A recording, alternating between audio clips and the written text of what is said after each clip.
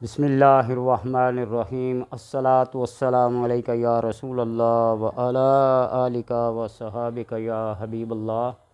اللہم صلی علی محمد وآل محمد۔ بندہ جب اللہ تبارک و تعالیٰ کی طرف رجوع کرتا ہے تو اللہ جب اس کو اپنے قرب خاص میں جگہ عطا کر دیتا ہے تو اس کی موجودہ سابقہ تمام برائیوں کو، تمام سیئات کو حسنات میں تبدیل کر لیتا ہے۔ بندہ جب رجوع کرتا ہے، توبہ کرتا ہے، تو توبہ ایک ایسی چیز ہے اللہ تبارک و تعالیٰ کی بارگاہ میں بہت زیادہ اہمیت کی حامل ہے۔ اللہ اس بندے کی توبہ کو قبول کیے بغیر رہ نہیں سکتا، دل سے کرے زبان سے کرے، بس اس کی بارگاہ میں گناہ کر کے جھک جائے، معافی مانگ لے، ندامت اور شرمندگی محسوس کر لے تو گویا کہ من لا ذنب لہ، ایسا ہو کہ اس کا گناہ کوئی نہیں ہے۔ طبرانی اور بہقی نے حضرت معاذ رضی اللہ تعالیٰ عنہ سے روایت کی ہے کہ نبی اکرم صلی اللہ علیہ وسلم نے میرا ہاتھ پکڑا۔ حضرت معاذ رضی اللہ تعالیٰ عنہ فرماتے ہیں، بڑے پیارے جلیل القدر صحابی تھے معاذ بن جبل، اور کچھ دور چلنے کے بعد فرمایا، اے معاذ، میں تجھے اللہ سے ڈرنے، سچی بات کرنے، توبہ کرنے، امانت کی ادائیگی کرنے کی وصیت کرتا ہوں۔ یہ چند باتیں جو آپ صلی اللہ علیہ وسلم نے ذکر فرمائی ہیں، بندہ اگر انہیں پہ غور کرے اور ان سے پرہیز کرے، ان سے بچ جائے تو وہ بندہ اللہ کے خاص قرب میں خاص مقام حاصل کر لیتا ہے۔ خیانت سے پرہیز، یتیم پر رحم، ہمسائے کی حفاظت، غصے پہ ضبط، نرمی گفتار، نرم گفتگو کریں،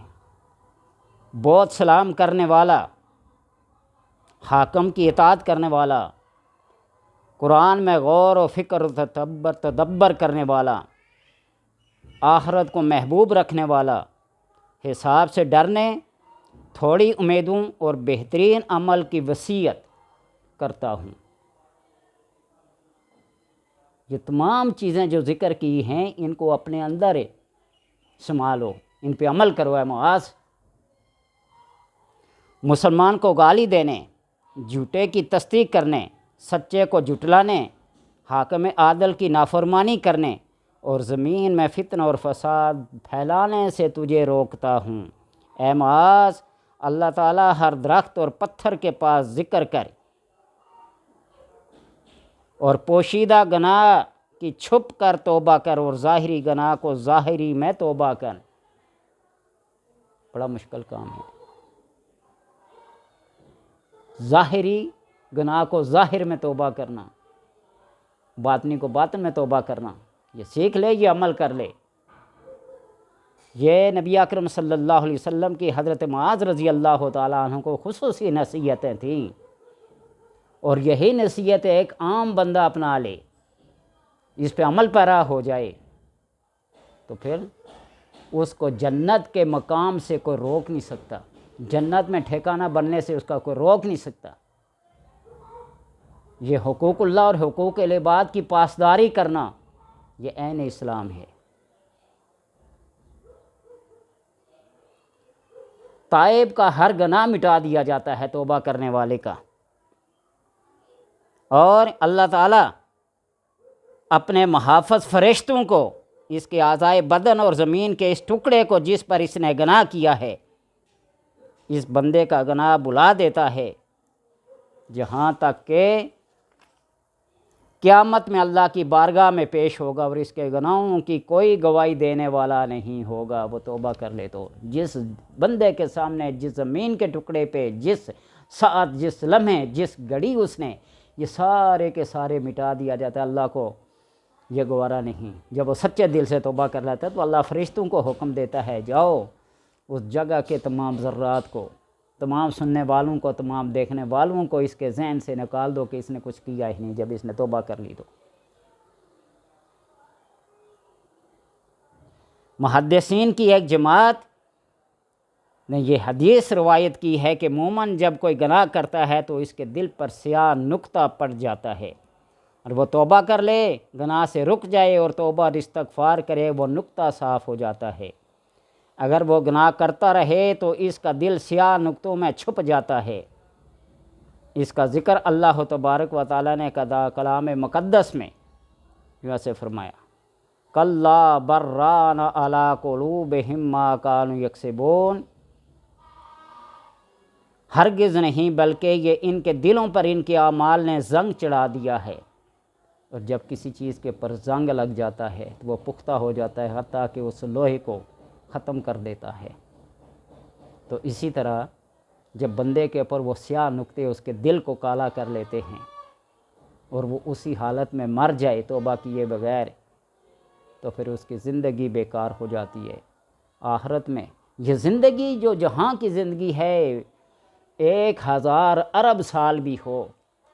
تو اس آخرت کی زندگی کے پل جھپکنے کے برابر بھی نہیں ہے۔ وہ اتنی دائمی اور لازوال زندگی ہے، ہمیشہ ہمیشہ کے لیے ہے۔ یہاں تو کوئی سال کے لیے، کوئی 2 سال کے لیے، بہت زیادہ ہوا تو آج کل کی زندگی میں 90 سال 100 سال تک چلا جائے گا۔ تو اس لیے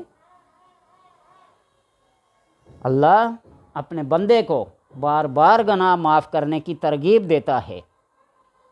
اس نے دن میں رات میں جتنے گناہ کیے ہیں اللہ تبارک و تعالیٰ کی بارگاہ میں یہ عرض کر دے، الہ العالمین یہ میں نے گناہ کیا، اس کو معاف کر دے، تو اللہ فرماتا ہے ہاں میرے بندے کو یہ علم ہے، وہ جانتا ہے کہ گناہوں کو معاف کرنے والا میں ہی ہوں، تو میں نے اس کے گناہوں کو معاف کرتا دیتا اور اس کا مواخذہ بھی نہیں کرتا۔ اس کے گناہوں کو معاف کر دیا جائے، رب فرماتا ہے میں نے اپنے بندے کو بخش دیا جو چاہے عمل کر۔ توبہ، اللہم انت الغافر وانا الذنب، اے اللہ تو بخشنے والا اور میں گناہ گار ہوں۔ اللہم انت الاعلی وانا الادنی، تو اعلیٰ ہے میں ادنیٰ ہوں۔ انت الرب وانا العبد، تو رب ہے میں بندہ ہوں۔ بندہ جب یہ گمان کر لیتا ہے نا تو پھر اس کی بات کی ویلیو بن جاتی ہے، رب کو رب مان لے۔ رضیت باللہ رباً، اللہ کے رب ہونے پہ وہ راضی ہو جائے،